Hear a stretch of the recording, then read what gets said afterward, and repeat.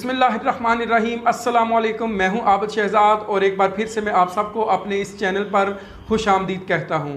अगर आप लोग इस चैनल पर नए हैं और अभी तक आपने इस चैनल को सब्सक्राइब नहीं किया तो मेरी आपसे ये गुजारिश होगी कि इस चैनल को सब्सक्राइब करें और बेल का बटन दबाएं ताकि आइंदा आने वाले दिनों में जितनी भी तालीमी और मालूमाती वीडियोज़ इस चैनल पर अपलोड हों उनका नोटिफिकेशन आपको मिल सके और आप इन वीडियो से पूरी तरह इस्तेफादा कर सकें। अब आते हैं आज की वीडियो की तरफ।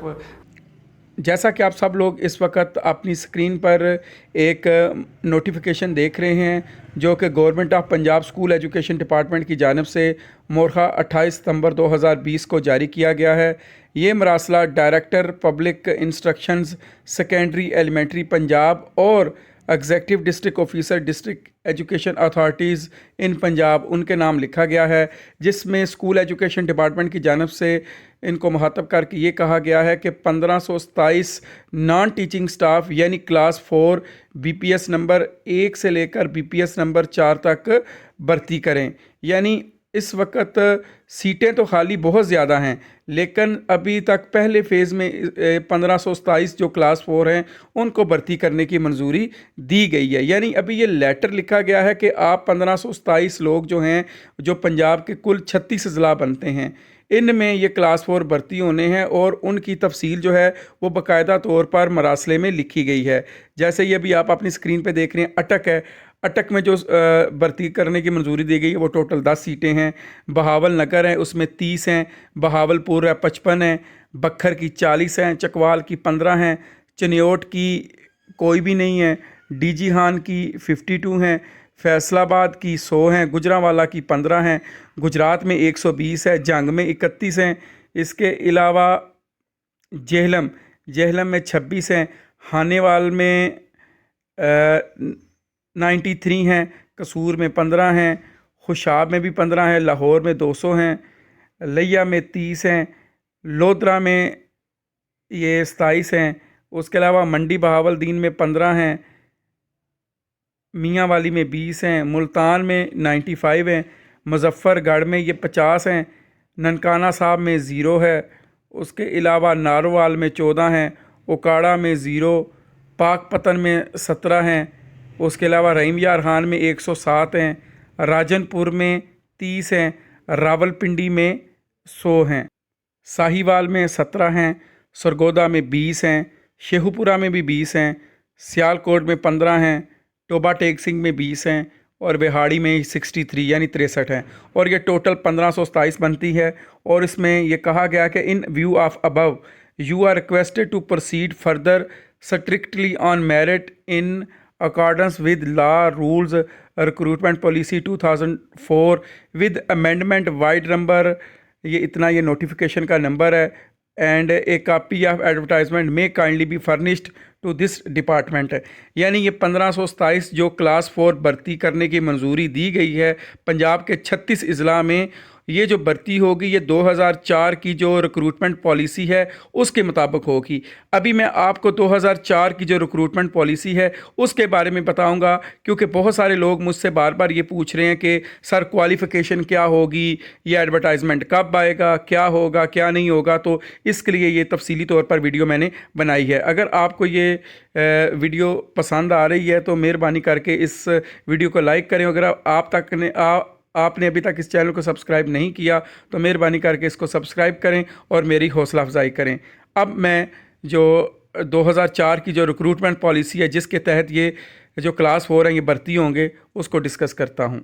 ये है वो पॉलिसी जिसका इस लेटर में हवाला दिया गया है। ये आपके सामने ये देखें। अगर आप वो जो नोटिफिकेशन है उसकी आखिरी लाइन पढ़ें तो उसमें भी बिल्कुल यही SN-GAD 10-1/2003 यानी ये उस पॉलिसी का हवाला दिया गया है जो कि रिक्रूटमेंट पॉलिसी 2004 है। ये काफ़ी डिटेल में है, लेकिन मैं आपको सिर्फ जो BPS 1 से लेकर BPS 4 तक यानी जो क्लास 4 हैं इसके बारे में जो गाइडलाइन है वो मैं आपको पढ़ के सुनाऊंगा। देखें आप सबके सामने इस वक्त selection criteria for appointment BPS 1 to BPS 5 और फिर BPS 5 to 10 एंड अबव के लिए ये जो क्राइटेरिया है वो आपको एक स्टेटमेंट नज़र आ रही होगी, लेकिन हमने सिर्फ क्योंकि क्लास 4 की बात कर रहे हैं तो इसलिए क्राइटेरिया फॉर जो पोस्ट है इन BPS 1 to 4 ये मैं आपको पढ़कर बताऊंगा और आपको समझाने की कोशिश करूंगा। आप देखें जो क्राइटेरिया फॉर पोस्ट है BPS 1 to BPS 4 यानी जो क्लास 4 है, इसका जो मेरिट बनेगा तो उसके टोटल मार्क्स जो हैं वो 100 रखे गए हैं और मैक्सिमम जो मार्क्स हैं वो 50 हैं। यानी जो एजुकेशनल क्वालिफ़िकेशन है उसके मैक्सिमम मार्क्स जो रखे गए हैं वो 50 रखे गए हैं, यानी जो मेरिट बनेगा वो 100 मार्क्स का बनेगा, जिसमें जो एजुकेशनल क्वालिफ़िकेशन होगी उसके 50 नंबर होंगे। तो मैक्सिमम यानी 50 नंबर दिए जा सकते हैं। तो अब अगर एडवर्टाइजमेंट यानी जो इश्तिहार है, अब ये जो इश्तिहार है वो मे भी 2 हफ्तों में आता है, 1 महीने में आता है, जब भी ये इश्तिहार आएगा, यानी मैं आपको ये तो नहीं कह सकता कि इश्तिहार कल आ रहा है। अभी ये बाकायदा तौर पर मेरी मुख्तलिफ़ अज़ला के जो CEOज़ हैं उनसे बात हुई है टेलीफोनिकली, उन्होंने कहा कि हम बाकायदा तौर पर जो हैं वो इश्तिहार बना रहे हैं।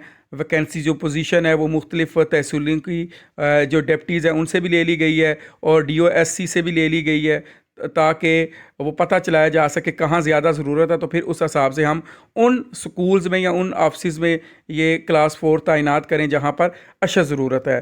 तो अगर जो इश्तिहार आता है उसमें सिर्फ इतना लिखा हुआ होता है कि ये जो क्लास 4 हैं इनका पढ़ा लिखा हुआ होना ज़रूरी है, तो उस सूरत में मेरिट कैसे बनेगा? अगर सिर्फ पढ़ा लिखा है यानी लिख पढ़ सकता है, लिटरेट है, तो उसको 30 नंबर मिलेंगे। और अगर कोई अप्लाई करता है उसकी तालीमी काबिलियत प्राइमरी हो जाती है तो वो 35 होंगे। अगर उसके बाद मिडल वाला कोई आ जाता है तो उसके 40 नंबर होंगे। अगर कोई मैट्रिक वाला आ जाता है तो उसके 50 नंबर होंगे।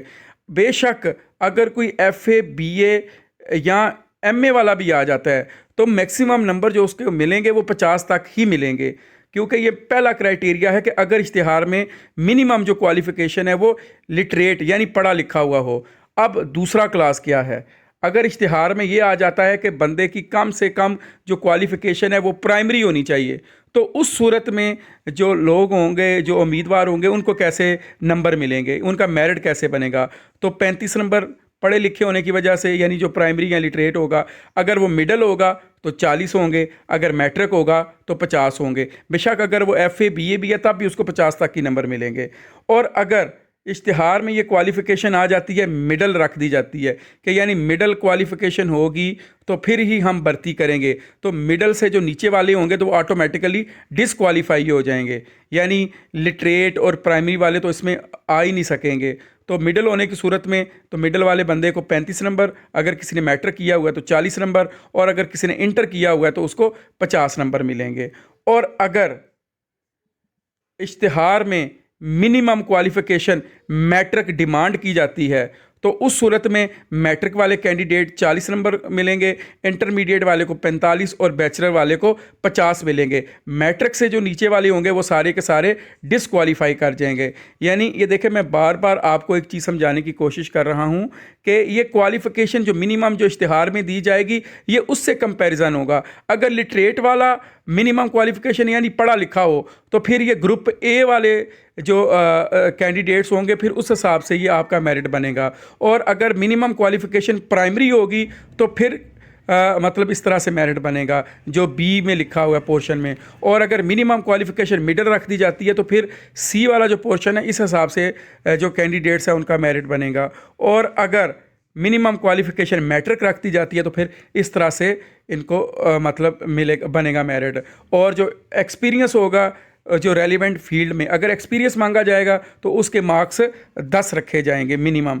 तो आगे अगर 1 साल का एक्सपीरियंस है तो 5 नंबर, 2 साल का एक्सपीरियंस है तो 7 नंबर, 3 ईयर का एक्सपीरियंस है तो 10 नंबर। यानी ये आप कह लें कि अगर वो एक्सपीरियंस डिमांड करते हैं, ज़रूरी नहीं है कि एक्सपीरियंस ही हो, लेकिन अगर वो मांग ले तो इंटरव्यू के टोटल 40 नंबर, तो ये कितने हो गए भाई? 50 क्वालिफ़िकेशन के हो गए एकेडमिक के, उसके बाद 10 नंबर इंटरव्यू के 60 और 40 जो हो गए इंटरव्यू के, टोटल ये 100 नंबर बन जाएगा। तो इस तरह से ये मेरिट बनेगा।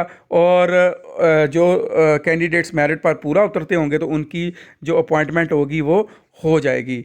तो इसी तरह जो एज की बात है वो एज 18 साल या इससे ज़्यादा, यानी ये डिपेंड करेगा कि वो मिनिमम क्वालिफ़िकेशन क्या है, उस हिसाब से ये जो एज है उसका वो मेयार सेट करेंगे।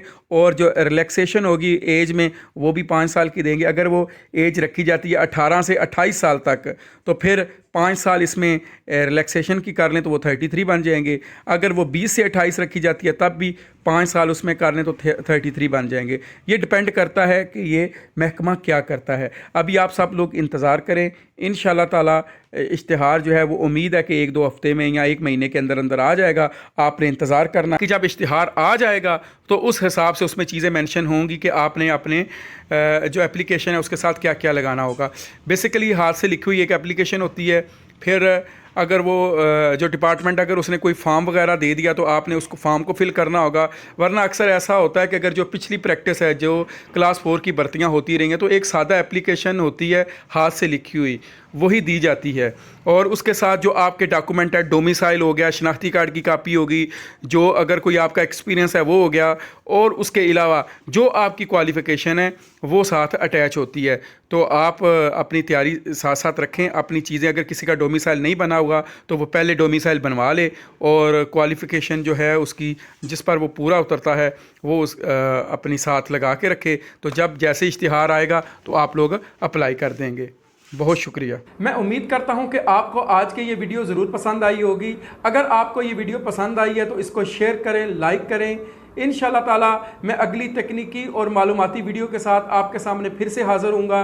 मुझे दीजिए इजाज़त। अल्लाह हाफिज़। पाकिस्तान जिंदाबाद।